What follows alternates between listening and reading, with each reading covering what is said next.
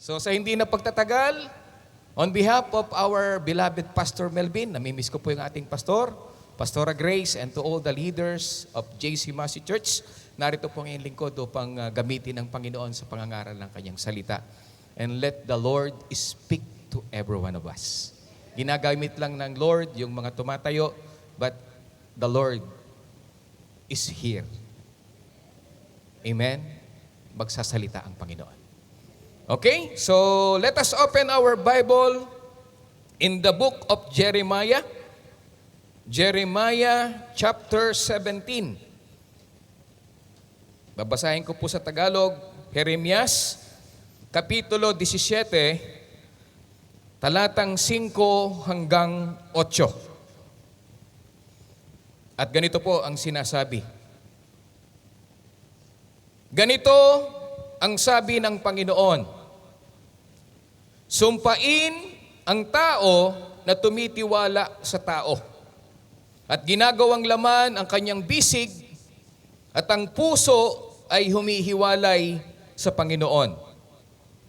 Sapagkat siya'y magiging gaya ng kugon sa ilang at hindi makakakita pagka ang mabuti ay dumarating, kundi tatahan sa mga tuyong dako sa ilang, lupaing maalat at hindi tinatahanan. Mapalad ang tao na tumitiwala sa Panginoon. Mapalad ang tao na tumitiwala sa Panginoon. At ang pag-asa ay ang Panginoon. Sapagkat siya'y magiging parang punong kahoy na itinanim sa tabi ng tubig at nag-uugat sa tabi ng ilog. At hindi matatakot pagka ang init ay dumarating, kundi ang kanyang dahon ay magiging sariwa. At hindi mababalisa sa taon ng pagkatuyo o maglilikat man ang pagbubunga. Let us bow our head and let us pray to God. Pagpalain mo, O Diyos, ang iyong mga salita. Salamat po, Panginoon, sa pribilehiyo muli na ibinigay mo sa akin bilang iyong lingkod. Hinihiling ko po, Panginoon, ang iyong paglilinis, ang iyong pong patuloy na Santong Espiritu na siyang mangunguna po sa akin. Gamitin mo lamang ako, Panginoon, as a vessel of honor, a channel of blessing today, Panginoon. Subalit ikaw yung magsalita. At hinihiling ko po, Panginoon, ang iyong karunungan, ang siyang mahayag, wag ang aking karunungan, kundi ang iyong kalooban, ang mahayag sa aming kalagitnaan. At anuman ang po ang gawa ng dyablo upang sirain, agawin ng iyong pagpapala, amin pong sinasaway ang gawa ng dyablo sa pangalan ng aming Panginoong Yesus na makapangyarihan sa lahat, na ang lahat ng tuhod ay luluhod at lahat ng labi ay magsasabi na ikaw ay ang Diyos na buhay, ang aming tagapagligtas sa aming Panginoong Yesus. Kaya sa oras na ito, wala kaming ibang itinatanghal kundi ang pangalan mo. At we claim, Lord, the victory because we ask this with faith and we believe na may pinagpala ka na at patuloy na pagpapalain ngayong umagang ito. This is our prayer in Jesus' name, and everybody says, Amen and Amen. Palapakan po natin ang Panginoon. Okay, sige po, tayo pong lahat ay makakaupo na. At ang ating pong topic ngayong umagang ito is entitled, Planted by the River. Itinanim daw saan? Sa malapit sa tubig o dun sa water. Ano? At kaya nagkaroon siya ng unshakable trust. Pag sinabing unshakable trust, kahit yanigin mo siya, kahit ugain mo siya, magtitiwala pa rin siya sa kanyang pinagtitiwalaan. At kung makikita natin, mga kapatid, yung the word na planted, ay meron pong lugar na pinagtataniman. Amen? Pwede kang matanim sa magandang lugar at pwede ka namang matanim sa hindi magandang lugar. At yan po ang ating pag-uusapan. Ayon po sa sulat ni Jeremias, ano? At pag-aaralan natin, bakit ba sinulat ni Jeremias ang mga salitang ito? Yung verse 5 up to verse 8. Una, gusto kong tingnan niyo po itong picture na ito. Itong picture na ito ay paghahalin tulad o kaya yung pagbibigay po natin ng pagkakaiba. Ano? Pagkakaiba ng dalawang puno na merong dalawang lugar na pinagtaniman. Amen? Ang una, yung puno daw po na natanim doon sa desert o sa disyerto. Maliwanag po yan mga kapatid. Alam na alam natin sapagkat we are in the Middle East. Amen?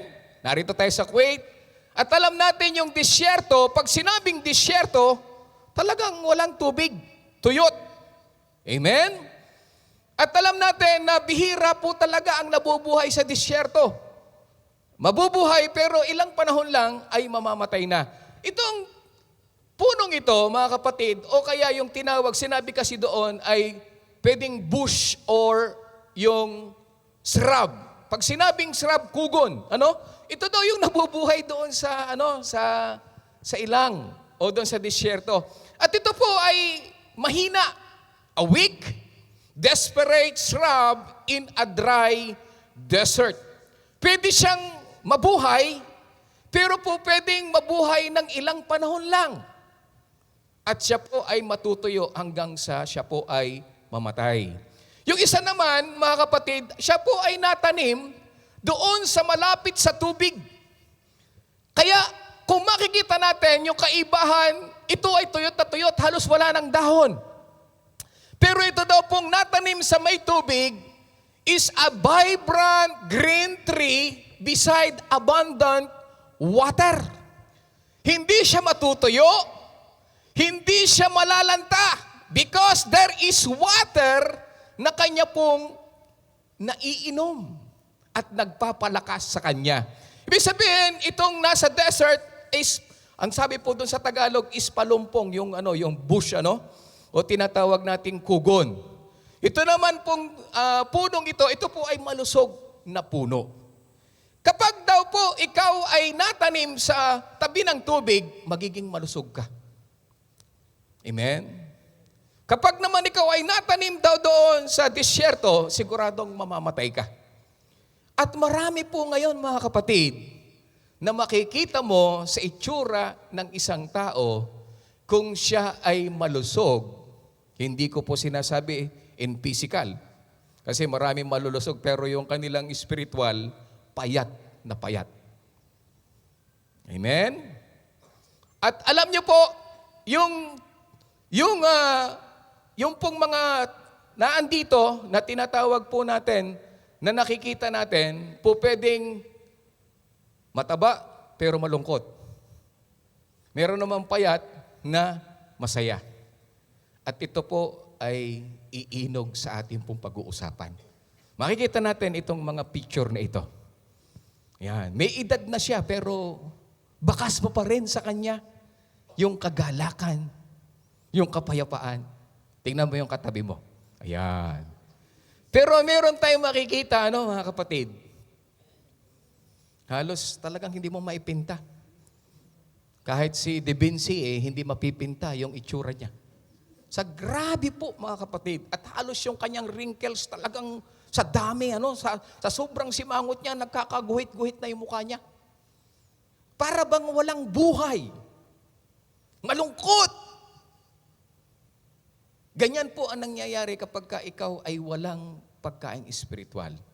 Meron naman tayo nakikita talagang malusog, talagang very athletic, pero pag tiningnan mo in spiritual na pagtingin, siya po ay patay spiritual. Kaya mapalad tayo mga kapatid. Bagamat tayo'y payat o kaya'y mataba, mata o matanda, may ngipin o wala. Malusog tayo sapagkat tayo'y narito sa bahay ng Panginoon. Amen!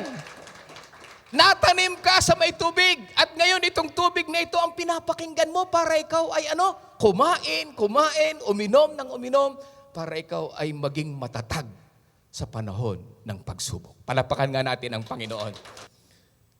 Alam nyo, ngayong umagang ito, pag-aaral natin kung paano, mga kapatid,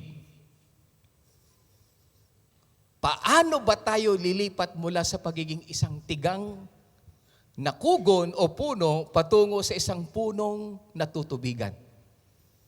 Laging sariwa at nagbubunga na nakatitiyak tayo na nasa tama ang kinasasaligan ng ating pagtitiwala. Parang ganito po mga kapatid, kung ikaw ngayon ay ganito, paano ka magiging katulad nito?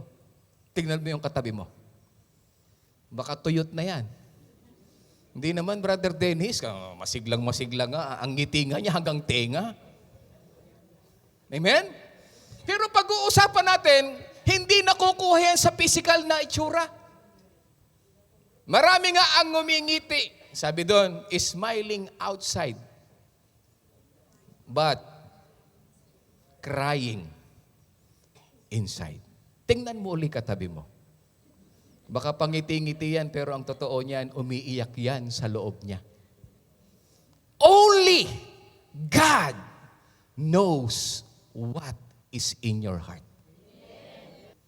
Pero ngayon, pag-uusapan natin, yung pagiging malungkutin mo, yung pagiging tuyot mo, para maging isa kang malusog na puno. Green leaves. At hindi lang basta green leaves, nagbubunga. Palapakan natin ang Panginoon. Amen! Gusto niyo magbunga? Bunga ha, o hindi bungang araw. O hindi bunga nga. Kundi bunga talaga ng blessing ng ating Panginoon. Una, pag pinag-usapan natin yung patungkol sa halaman o sa tree, ang unang pinag-uusapan dyan, yung ugat. Kung saan pumupunta o kung saan siya natanim. Una, the danger of shallow roots. Kapag daw ang iyong ugat ay mababaw, delikado. Hindi, Brother Dennis, labas nga ang ugat ko eh. Kita mo, ay mababaw yan pagka ganyan ang ugat mo. Amen? Ang pag-uusapan natin mga kapatid, napakadelikado po pagka ang iyong ugat ay mababaw. Bakit ba nagiging mababaw ang ugat ng isang puno? Spiritual na pag-uusap mga kapatid. Una, there is the object of misplaced trust. Yung object o yung pinagtitiwalaan mo kung sino siya, tumutuko yon para maging malalim o mababaw ang iyong ugat.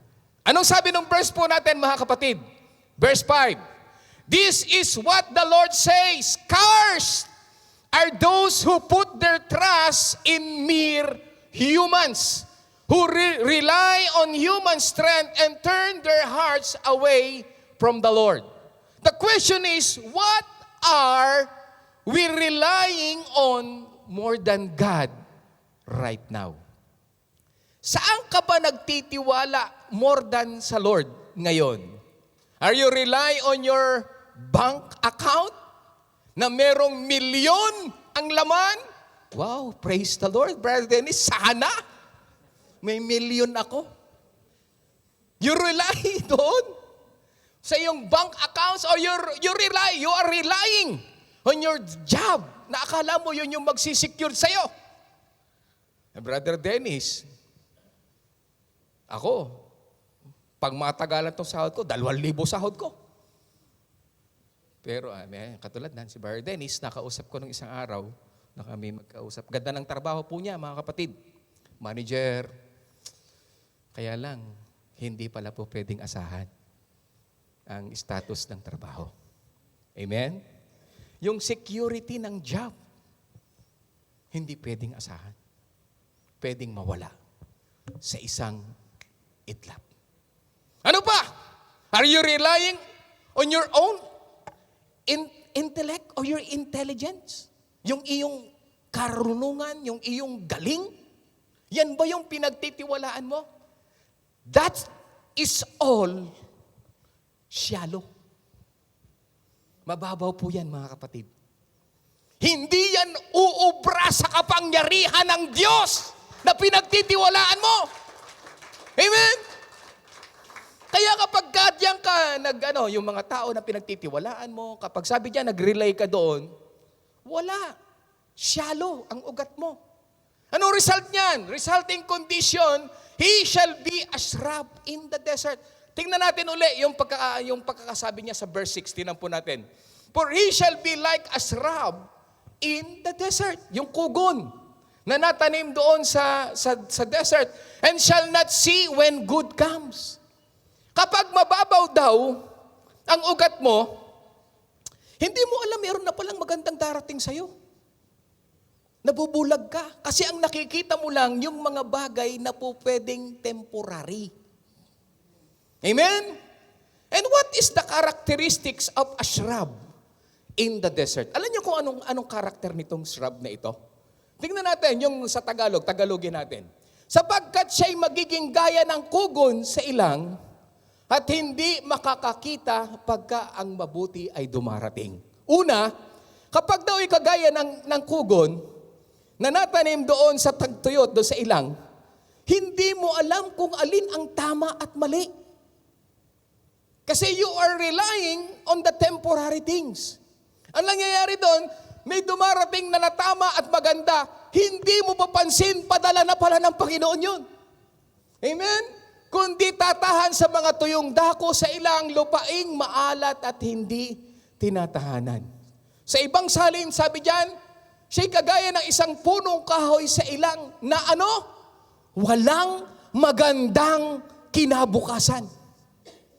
Kapag ikaw ay natanim sa ilang, wala kang magandang kinabukasan. Bakit ko sinabing walang magandang kinabukasan? Kasi walang kinabukasan hanggang sa disyerto lang. Ano mangyayari? Ang mangyayari sa kanya, matutuyo siya hanggang sa tuluyan siyang mamatay. Amen? Ang mangyayari kapag gano'n ang iyong kinasasaligan sa disyerto ka nakasalig, ilang panahon buhay ka. Pero ilang panahon din, mamamatay ka. Spiritual. So, trusting in human strength or worldly sources alone leads to a curse and vulnerable life. Kapag ang iyong pinagtitiwalaan mga temporary things like your job, like your money, like the people around you, sabi ng Lord, sumpain ka. At hindi lang basta ka susumpain, ikaw ay laging nasa panganib. Mahina. Kayang mamatay anytime. Kaya nga sabi po, alam nyo, sabi ni Haring David in Psalms chapter 1 verse 1, Blessed is the man who walks not in the counsel of the ungodly. Ngayon, dito ngayon malalaman kung saang party ka nakatanim. Nor stands in the path of sinners, nor sits in the seat of the scornful. Anong ibig sabihin yan? Ganito po ang mangyayari kapag ka ikaw ay natanim dito sa bagay na ito. Ang pag-uusapan natin, saan ka ba lumalakad? Saan ka ba tumatayo? O saan ka ba nakikiupo? Baka kasama ka ng mga, kilala niyo ba yan? Kilala niyo kung sino to? Si Bryce Hernandez? Sino pa yan? Ay mga yan, mga flood control na kumita. Ayan, tapos yung mga inuman. Party.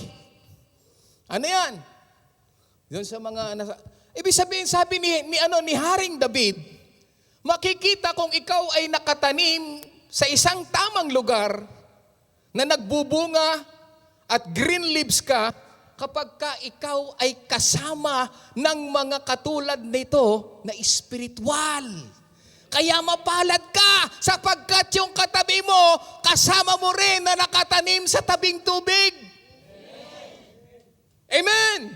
Sabay-sabay tayong umaawit dito. Tapos sabay-sabay tayong tumatayo dito. Sabay tayong umuupo dito na alam mo na ang iyong pinagsasamahan ay alam mong magdadala sa'yo para ikaw ay maging malusog spiritual. Palapakan nga natin ang Panginoon. Pero tingnan niyo yung mga iba na nagtitiwala sa labas, sa tao, at yung sa kanilang trabaho. Ang sasabihin sa'yo, pag in-invite mo, oy, attend ka, sama ka sa amin. Bakit? May pagkakakitaan ba yan? Narinig niyo na ba yan? Ano ba, may mapapala ba ako dyan? Ano bang makukuha ko dyan? Kapag ako yung nagpunta dyan. Ganon ang kanilang mga pananaw, mga kapatid. Pero hindi nila alam kung saan ka lumalakad, kung saan ka tumatayo, kung saan ka umuupo. It depends what kind of location ang magiging katatayuan mo at magiging kinabukasan mo. Subukan ninyo, puro sa inuman ka nakaupo. Darating ang panahon, sisirain yung atay mo. Amen? Amen? Kapag ang natayuan mo naman, mga, huy, alam mo, isang araw, chismoso ko na rin. Amen? Kapag ang kasamahan mo, kaya nga anong sabi ni Apostle Paul, sabi niya dito, in 1 Corinthians 15:33, do not be deceived. Evil company corrupts good habits. Kung sino daw yung sinasamahan mo, magiging ganun ka. Salamat na lang, meron kang kapatid na kasama ngayon. Amen? Spiritual ang pinag-uusapan natin dito. Kapag ka mahina ka, pinalalakas ka. Ini-encourage ka. Pero yung daw bad company or yung evil company, makukurap ang ugali mo. Napunan niya yung dati, hindi ka naman dati na palamura. Nung nakasama, puto kutsinta talaga. Isang araw, puto kutsinta ka rin. Di ba? Ganun, kasi kasama mo eh.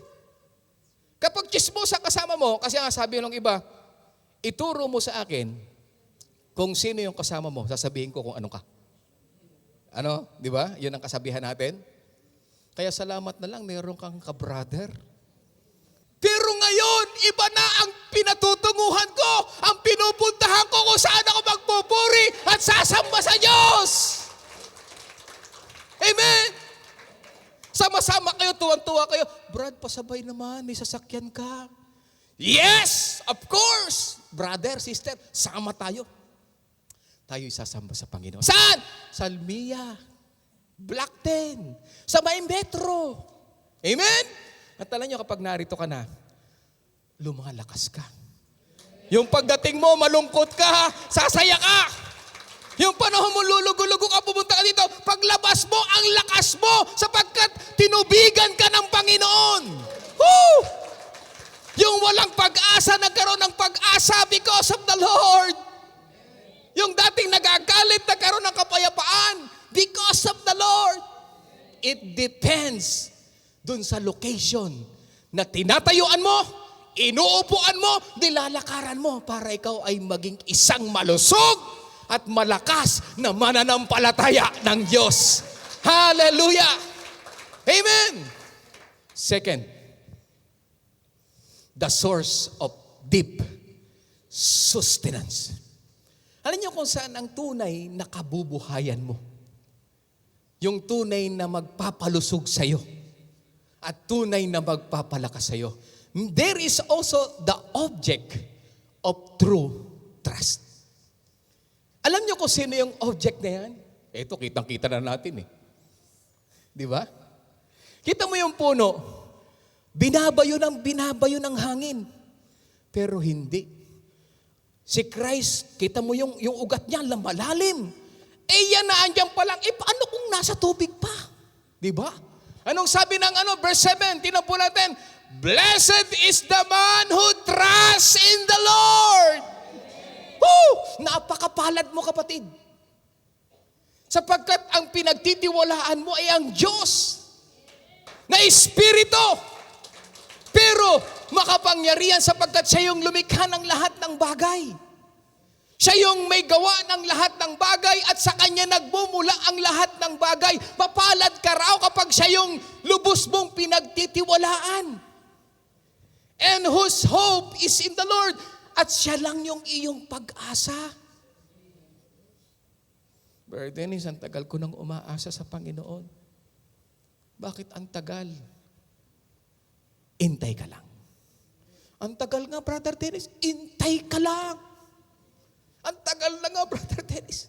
Intay ka lang because God knows what is the best for you.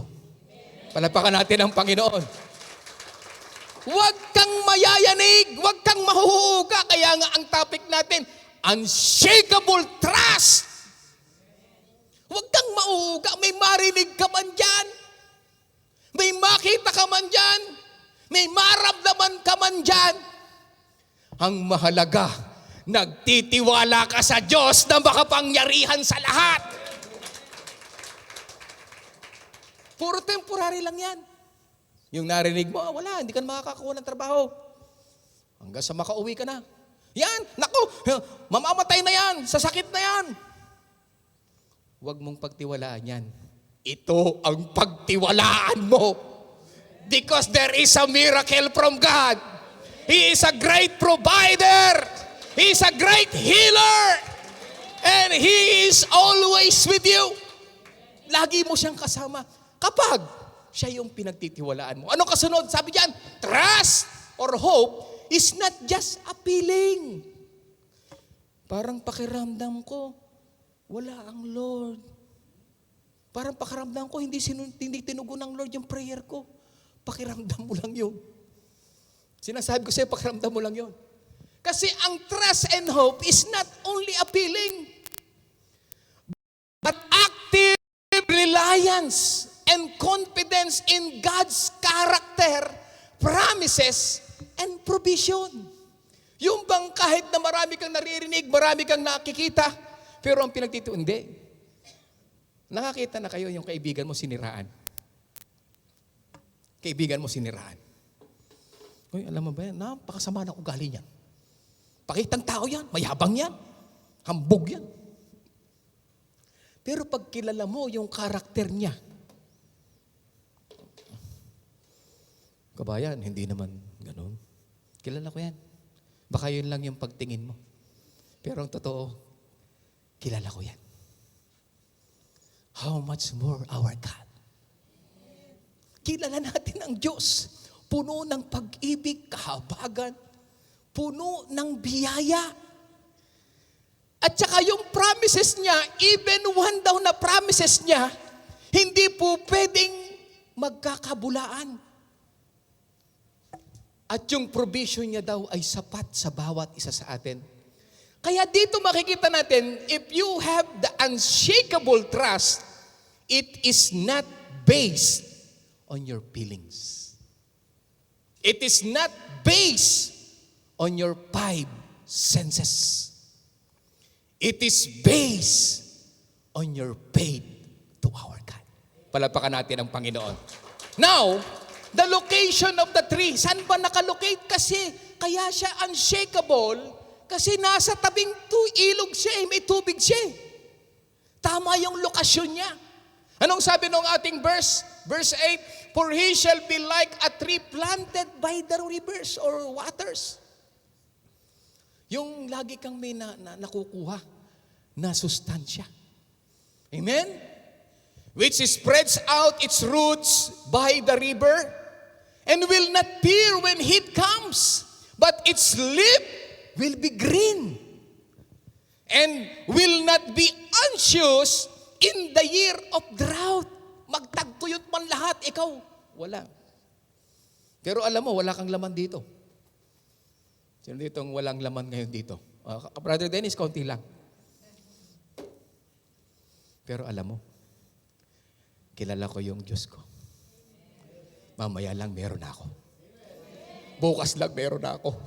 O anumang araw dumating ang pagpapala ko, alam ko may pagpapala ako. Amen! Kilala ko yun eh. Anong sabi niya?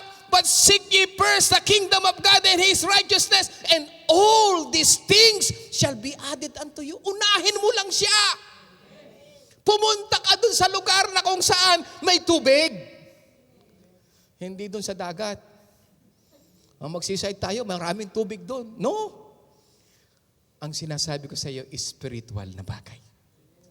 Dito ka dapat lagi pag Friday. Amen? Dito ka lagi kapag Tuesday. Kapag may Bible study, doon ka dapat. Bakit? habang ikaw ay dinidiligan ng dinidiligan, lalo kang nagiging matatag. Amen? Nor will cease from yielding fruit. Magbubunga ka. Pagdating sa bagay na ito, this is intentional. Pinipili mo talaga. And permanent placement. Yung pipiliin mo, dito ako. Ayoko silang kasama. Kasi siguradong makukurap ako. Magiging masama ang buhay ko. May wisdom ako na alam ko, kapag nasa bahay ako ng Panginoon, I have peace like a river. Peace like a river. Amen? Kapag nasa bahay ako ng Panginoon, nararamdaman ko yung kapayapaan. Pag naririnig ko yung sigaw ni Brother Dennis at saka ni Brother Admin, parang nagugulat ako. Parang talagang, wow, parang nagiging superman ako. Nakakaramdam ka ng kalakasan dito. Hindi mo nakikita. Pero alam nyo, kasi ano yan, there is a spiritual realm na makikita mo na talagang dumadaloy yung agos ng tubig sa'yo. Yung agos ng banal na espiritu sa'yo. Because you are in the right place. Amen? Yung tinatayuan mo, yung nilalakaran mo, yung inuupuan mo, ay nasa piling ng Panginoon. Amen? So the water represents God's life-giving presence. Yung tubig, yung presensya ng Diyos. My question is, do you feel the presence of God? Hallelujah. Alam niyo, nararamdaman po natin ang presensya ng Diyos. Narito siya. Pangako niya yun 2 o 3 na nagkakatipon sa kanyang pangalan, andun siya. And not only His presence, His grace, His word, which provides a continuous, walang putol. Yung agos kasi ng tubig na yon, sa bukal na hindi nauubusan ng tubig, unfailing supply of spiritual sustenance. Kapag nasa tamang lugar ka, nasa bahay ka ng Panginoon, yung presence ng Lord na ando, dumadalo yung tubig na hindi nauubusan. Kaya kapag kauhaw na uhaw ka, talagang inom ka lang ng inom. Amen? God is the constant flowing river we connect to. Tandaan mo yan. Walang po pwedeng mag-satisfy ng soul mo, but only God alone. Kaya sabi ko sa inyo, yung shallow na ugat sa money, doon sa trabaho, doon sa talino mo, o sa mga taong pinagtitiwalaan mo, shallow po yun. Pero kapag dito ka, yung ugat mo talagang lumalalim, at yung talagang lumalaki ka, talagang nagigreen yung iyong dahon. Amen? We must actively put down roots into Him through saan? Through our prayer. Kapag lagi ka nagpe-pray, talaga naman, dumadalo yung tubig ng Panginoon. Kapag lagi ka nag-i-study ng Word of God, nakikinig ka ngayon, dumadalo yung tubig ng Panginoon. Kapag sinusunod mo yung kanyang salita, dumadaloy ang presensya at blessing ng Panginoon. Amen? Placing our trust and hope exclusively in the Lord. Sa Kanya lang, pag nakita ng Lord na sa Kanya nagtitiwala ka, alam nyo, may gagawing himalang bagay sa iyo ang Panginoon. Kaya lang kung minsan, nakita nyo yung mga bata na matitigas ang ulo. Pabayaan mo. Ikaw bilang tatay, pinababayaan mo lang, sige, yan ang gusto niya, sige, tingnan natin. Hanggat hindi tumatawag sa akin yan, hindi ko tutulungan. Tumalon sa tubig. Naku, malulunod. Yung anak mo nalulunod na. Sige, hayaan mo para matuto. Ganyan lang, di ba? Hayaan mo para magkakawag siya, magkakawag. Iniintay ko lang tumawag. Paano ko hindi tumawag? Pabayaan mo siya tumawag. Pag tumawag yan, andito ka agad ako. Alam niyo, kung minsan pinararanas tayo ng ganyan para makita ng Lord na siya talaga yung exclusive na trust mo. Amen? Kasi kung minsan, pag may problema, alam ko, hindi ako pahihindian ni kumpare. Yun kaagad ang nasa isip kasi natin eh. Hindi ko pahihindihan ni kumare. Sigurado makakautang ako dyan, 50 lang. Mani yan. Mani yan. Ang pagtawag mo, walang mani eh. Ang ibinigay sa'yo talagang totoong mani. Ayan ang mani. Hindi pera. Sigurado yan mga kapatid.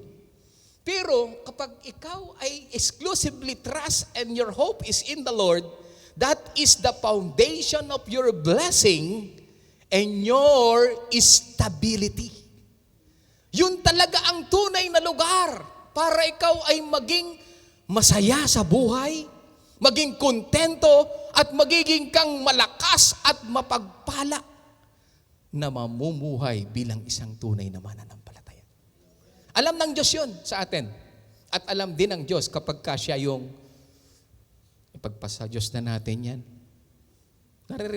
Di ba lagi natin naririnig yun? Para bang ang dating last option, last resort ang Lord. Ayaw ng Lord ng gano'n. Nung wala ka ng matakbuhan, kaya nangyayari, ikaw na nga Lord ang bahala. Marami nga, yung kapag lumilindol na, medyo matindi na ang tabang Lord. Pero nung masaya, punong-puno ng pagpapala, maganda ang buhay, Lord, diyan ka muna ha, dito muna kami. Ang gusto ng Lord, exclusively, you must trust Him and your hope is in Him. Palakpakan natin ang Panginoon. Panghuli, what is the fruit of the unshakable trust? Ano ang bunga kapag meron kang unshakable trust? Gusto yung makita kung ano magiging bunga? Ito ang bunga, mga kapatid. Tingnan nyo, hindi bungang araw. Una, you will have resilience in the heat. Pag sinabing resilience, talagang matatag ka.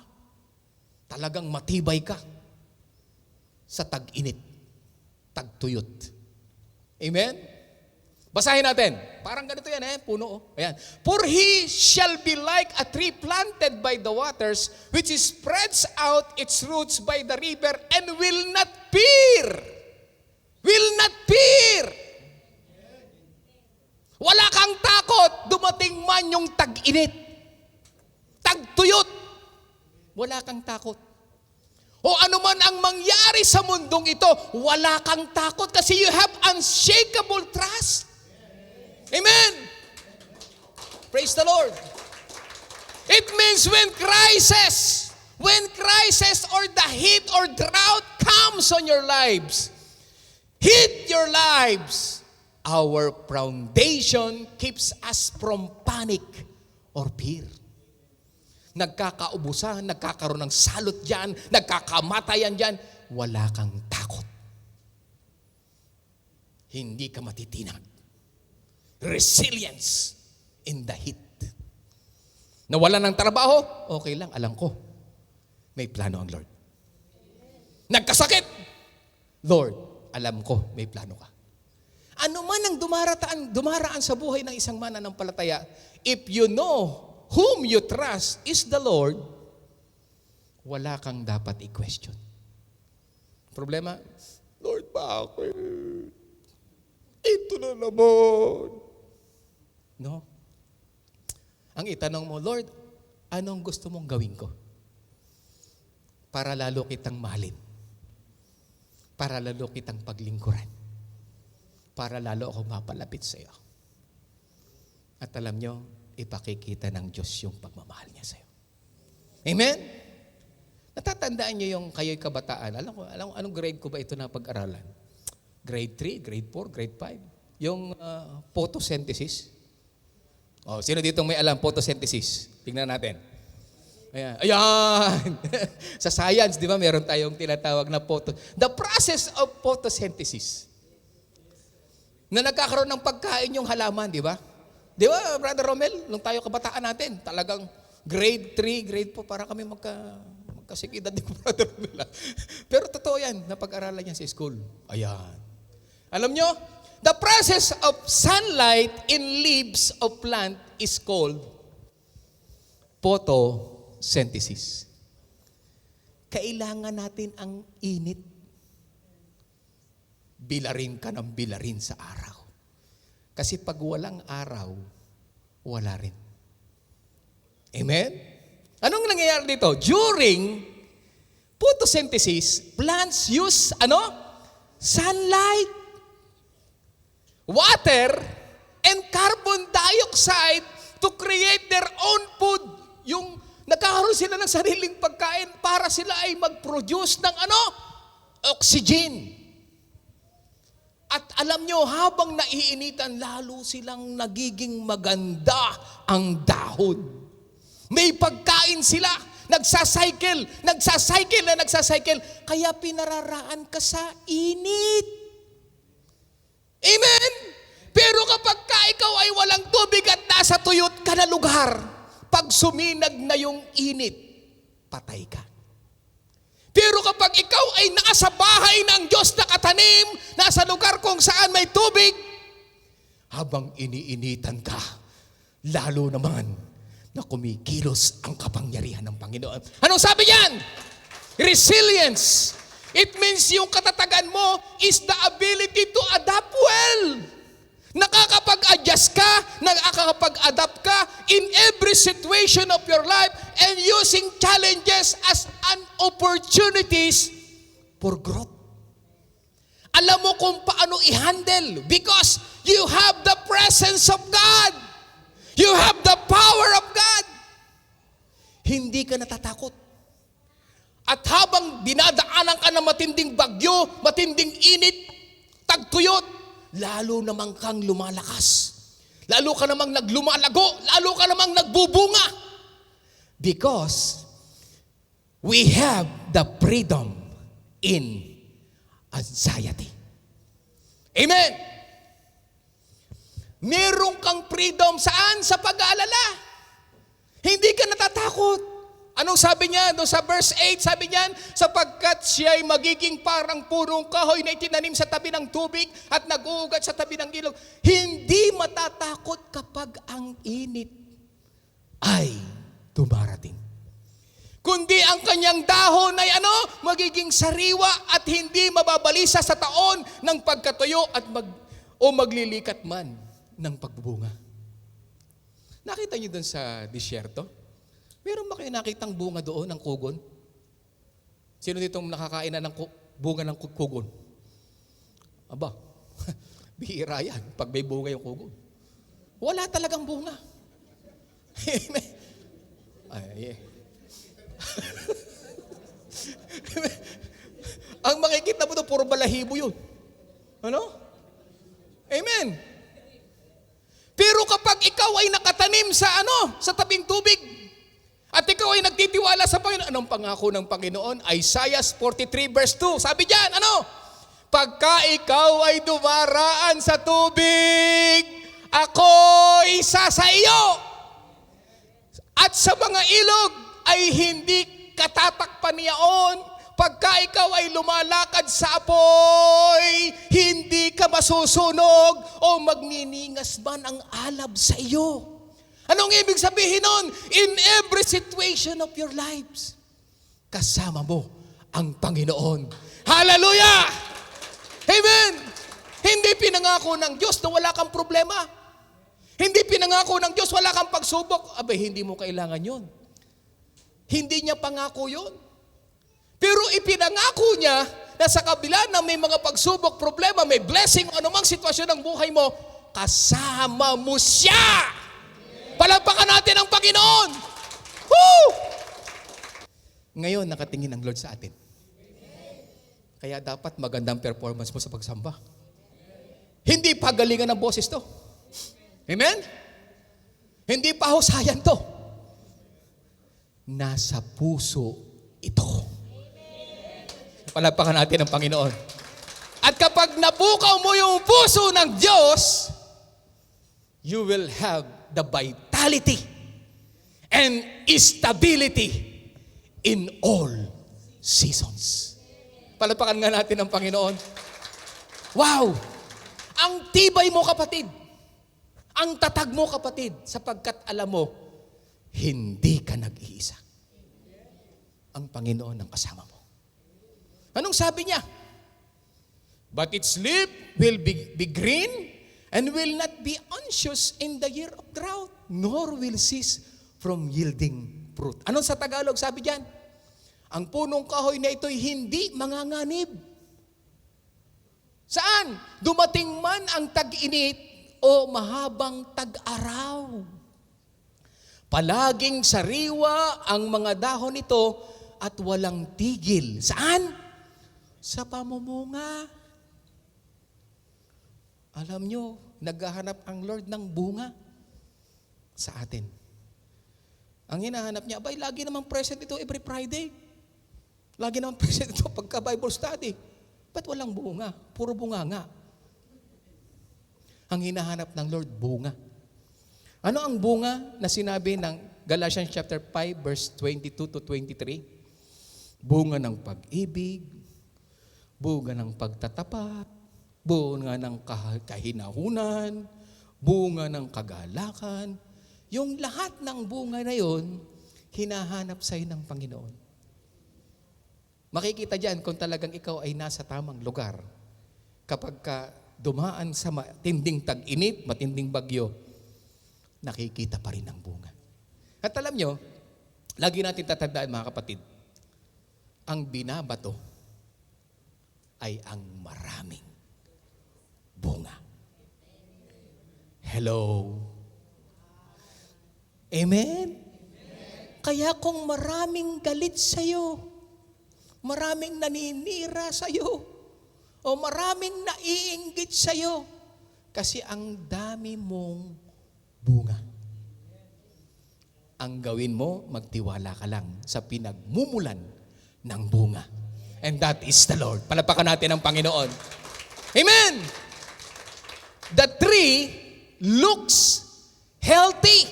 Tingnan mo katabi mo, healthy. Healthy siya physically.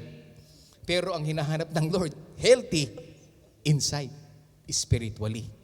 And continues to produce fruit even when the surroundings are dry and stressed. Kita mo, lahat ng mga katabi mo, puro stress na. Hindi na maipintay ang mukha. Hindi mo naman, ikaw naman, payapang-payapa, para kang natutulog lang.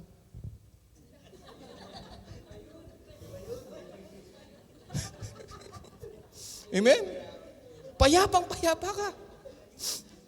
Why? Because rooted in Jesus, flourish in life. Rooted kasi ikaw. Ang lalim ng ugat mo, naka-rooted sa Panginoon. Kaya nagpo-flourish ka sa buhay mo. Amen? Kaya mamaya walang aalis dito, nakasimangot, lalabas. Parang walang nakuhang pagpapala. Dapat lahat tayo malakas. Dapat lahat tayo nakangiti. Dapat lahat tayo puno ng kagalakan sapagkat pinagpala tayo ng Diyos. Woo! I feel the power of the Lord. Hallelujah! Amen? When the root is deep and planted by the rivers, there is no reason to fear the storm. Ano mang bagyo ang dumating sa buhay mo, wala kang takot. Ano kung si super bagyo pa yan? Ano kung yung tinatawag na big one pa yan, na lindol na yan? Mas matindi ang big one ko. And His name is Jesus! Woo! Hallelujah! That's why we need to stop focusing on how stressed you are. And remember how blessed you are! Hallelujah! Napakapalad mo. Lahat ng bagay ibibigay sa iyo ng Panginoon. Napakapalad mo. You are blessed. Kaya wala dapat nalulungkot dito. Dapat lahat tayo nagpupuri sa Panginoon. Dapat lahat tayo umaawit ng pagpupuri sa Panginoon.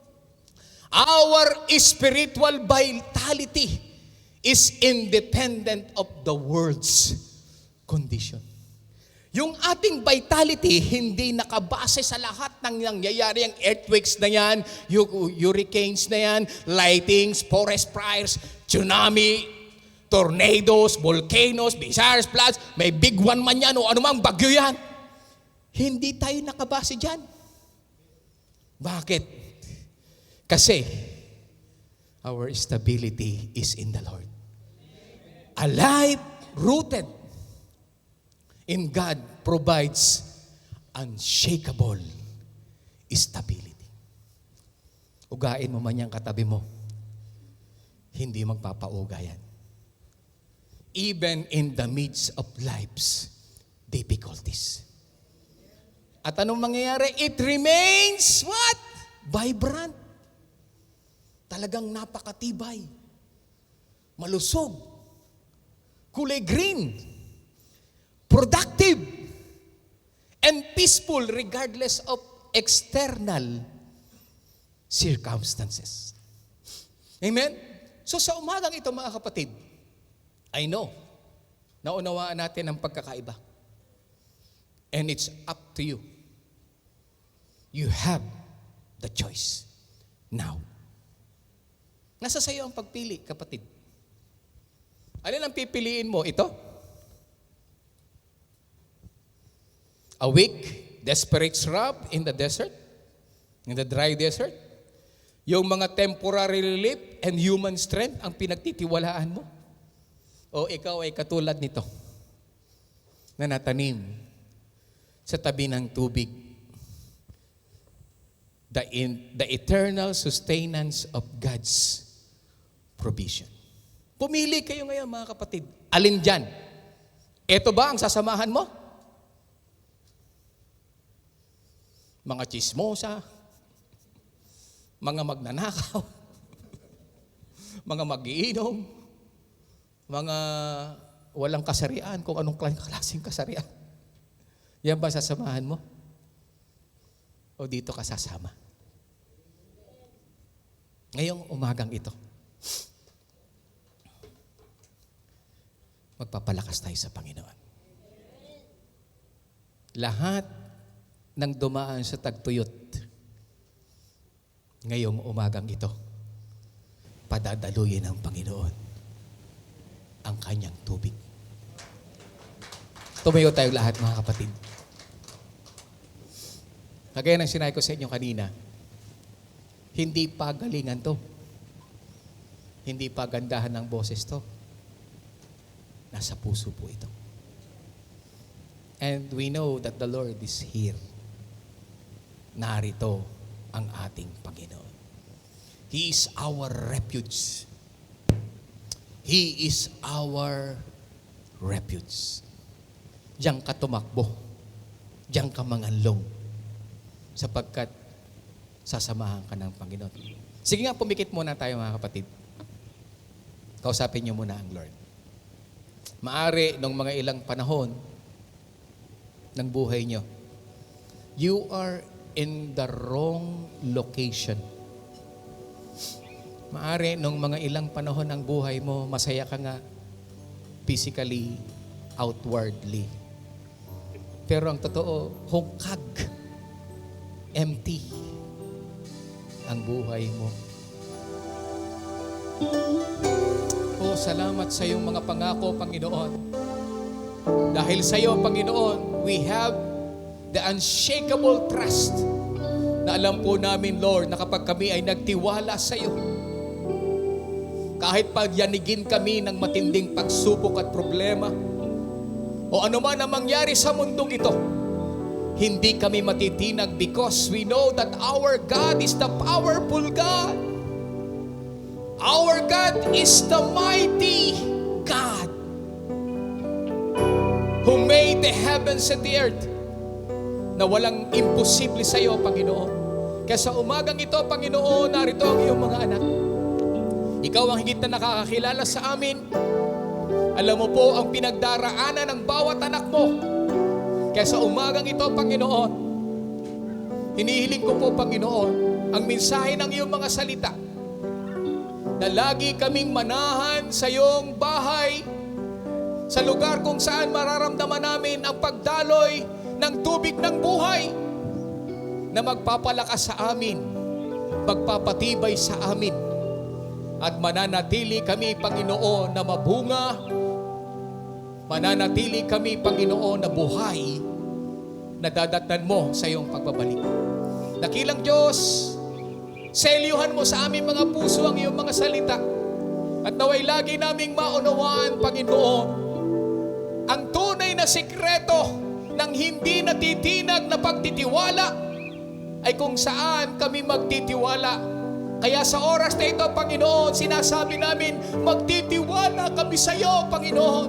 Ano man ang mangyari sa mundong ito, ano man ang mangyari sa buhay namin, alam namin, kontrolado mo ang lahat ng bagay. Kaya dakilang Diyos, tulungan mo po ang iyo pong mga anak. Tulungan mo, lagi mong ipaalala sa amin, na lagi kaming dumuon kung saan kami makakatanggap, Panginoon, ng tubig, ng kalakasan, ng sustansya sa pamamagitan ng iyong mga salita, pamamagitan ng iyong presensya. Kaya Lord, salamat sa iglesyang ito. Salamat sa lugar na ito na nararamdaman namin na narito ka. Nararamdaman namin na narito ang iyong kapangyarihan. Narito, Panginoon, ang iyong presensya na tumutugol sa bawat anak mong tumatawag sa iyo. Narito ang iyong presensya, Panginoon, na umaaliw, nagbibigay ng kapayapaan, nagbibigay, Panginoon, ng katatagan sa bawat anak mo na nagtitiwala sa iyo. Lord, marami ng mga masasamang balita ang amin naririnig sa mundong ito. Marami na rin kaming dinaanan ng mga problema at pagsubok. Pero ni minsan hindi namin nabalitaan, O Lord, na pinabayaan mo ang iyong mga anak na nagtitiwala sa iyo. Kaya dakilang Diyos, samahan mo ang bawat pamilya na patuloy na nagtitiwala at naglilingkod sa iyo. Patatagin mo ang aming paglilingkod. Yumabong ang aming mga dahon na kagaya, Panginoon, ng luntiang dahon na nagbubunga sa kapanahunan. Hallelujah, makita sa amin, Lord, ang totoong pinagong buhay. Buhay na binago mo, may kapayapaan, may kagalakan, may kakontentuhan. Puno ng pag-ibig, puno ng pagpapatawad, puno ng pag-unawa, kababaan ng puso. Yung karakter mo, Panginoon, ang nais namin na makita po sa amin. Kaya Lord, salamat po sa iyong mga salita. Pagpalain mo ang iyong mga anak, pagpalain mo ang iyong mga salita. At nawa, Panginoon, sa paglabas namin sa lugar na ito, bauni namin ang ibayong proteksyon, ang paspas mo at pagpapala, hindi lamang sa iyo mga anak, maging sa bawat pamilya po namin. Ang JC Masi Church, sa mga leaders, workers, and members, protektahan mo, ingatan mo, patatagin mo, at ang inspiration ng banal na Espiritu, kagalakan ng iyong pagliligtas, ay manatili po sa bawat sa puso. Salamat po ngayong umagang ito, Panginoon. Tunay na tagumpay ang araw na ito, dakilang Diyos. Tunay na pinagpala mo kami, Panginoon. Kaya ibinibigay namin sa iyo ang lahat ng papuri. Pinapalakpak namin ang aming mga kamay sa iyo. Itinatanghal ka sa aming po mga buhay. Hallelujah. We declare victory in the name of Jesus. We declare blessing in the name of Jesus. We declare healing in the name of Jesus. We declare the prosperity in the name of Jesus. We declare deliverance in the name of Jesus. And we declare salvation in Jesus' name. Salamat po, Panginoon. Sa iyo po namin ibinibigay ang papuring pagsamba. Ito po ang aming panalangin sa pangalan ng aming Panginoong Yesus. And everybody says, Amen.